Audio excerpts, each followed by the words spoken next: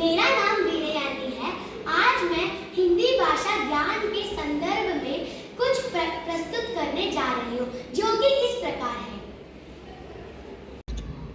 இந்த சபையில் கூடியிருக்கும் ஆன்றோர்களுக்கும் சான்றோர்களுக்கும் ஆசிரியர் பெருமக்களுக்கும் என்னுடன் பயிலும் மாணவர்களுக்கும் எனது பணிவான வணக்கங்களை தெரிவித்துக் கொள்கிறேன். என் பெயர் வீணயானி விக்னேஸ்வரன். நான் தமிழ்நாட்டின் மதுரை மாவட்டம் தென்னமங்கலூர் கிராமத்தில் இருந்து வந்திருக்கிறேன். இந்தியா என் தாய்நாடு. இந்தியர் என்பதில் பெருமை கொள்கிறேன். இந்தியர் அனைவரும் என் உடன்பிறந்தவர். இனம், மொழி, மதம் என எத்தனையோ வேறுபாடுகள் இருந்தாலும் இந்தியராய் ஒன்றுபடும் வேற்றுமையில் ஒற்றுமை காணும் நாடு நம் இந்திய நாடு.